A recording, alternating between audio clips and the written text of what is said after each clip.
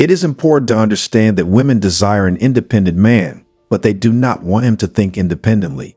This means that while he should be aware of his surroundings and his position in them, he should not take independent action without being prompted by a woman to do something that aligns with her interests. It is crucial to make men realize that they have control over their own lives and decisions. If you want to cultivate independence in them, you must allow them to make their own choices, experience failures, and learn from their mistakes. Through these experiences, they will understand that failure is a natural part of life. Over time, they will develop enough character to adopt a slightly cynical view of the world. They will refuse to be led by others and will no longer be mere followers. This transformation occurs after they have made sufficient mistakes and felt the consequences, metaphorically burning their hands on the stove of life. The real issue at hand is that I have encountered several husbands who have blindly followed their spouses, despite being capable and self-sufficient individuals. However, their brain wiring is such that the woman they are with controls their hormones.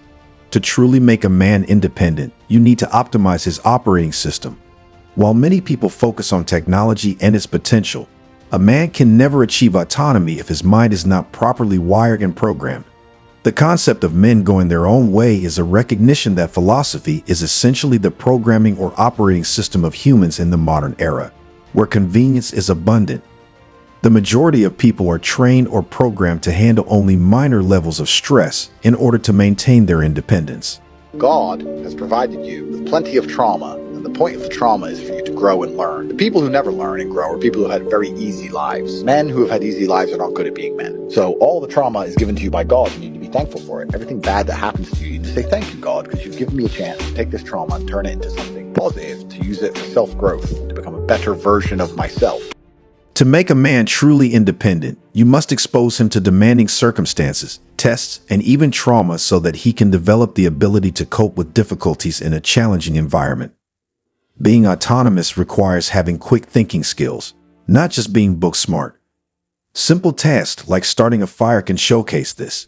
Instead of assisting a boy with matches and an axe to light a fire while camping in the woods, let him use his imagination to come up with a plan to ignite the fire.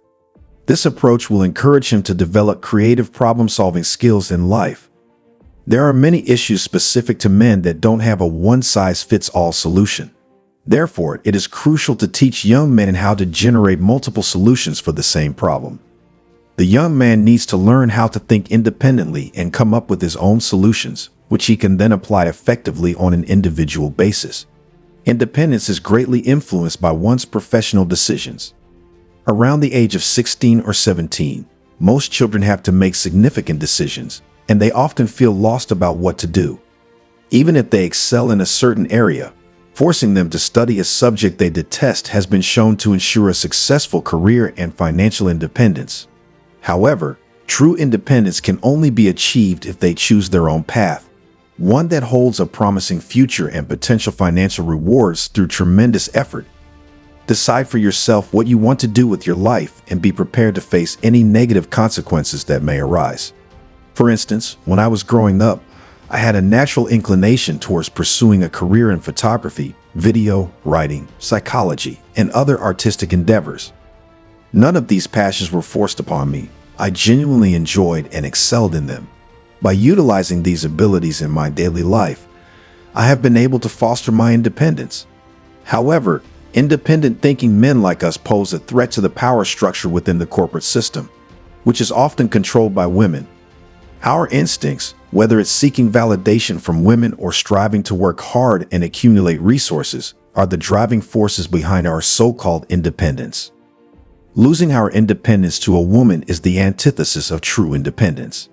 However, if we can achieve autonomy, accumulate resources, and think independently, we can reap the rewards for ourselves. The idea of projecting our so-called independence to the world becomes a mockery once we realize that the sole purpose of our independence is to attract women. It's akin to buying a fancy car solely for others to admire your taste rather than for your own enjoyment. In this scenario, others may try to take it away from you, knowing they will receive praise for doing so. Unfortunately, many men are comfortable with this dynamic. You'll find yourself working hard to buy another vehicle and repeating the cycle until you realize that your independence and ingenuity are being exploited by women who offer you validation, and then swiftly depart with the rewards. The independent man, however, finds validation from within and is resistant to the manipulations of women who may try to deceive him with a fleeting smile or revealing attire. Every young man should be taught about the concept of internal validation if they truly desire to be free. It's interesting to observe how women often shame men as if they are aware that once a man achieves complete internal validation, he will no longer seek or require female approval. I don't believe there is a secret group of women conspiring to shame men. Rather, these behaviors seem to operate on an instinctive level. Let's say I'm 21 and I get with a 21-year-old woman. I get her pregnant. I go home and tell my family and they go, "You fucking idiot. You're not in a position to be able to do that. You don't have the money. You're not ready for that." If her life isn't going well, you could plausibly say, "I'm just going to go and get pregnant." And the government will go, "Well, here's X amount of money every month. You could sit at home." And then society goes, "Congratulations. Well done as a man. Get to work now. Go and provide." And I don't have any hatred. She should do that. Most important job, being a mother, is fantastic. But they have that option. They have the get out of jail card. There is no hidden female alliance instructing women to use derogatory language to prevent men from thinking for themselves.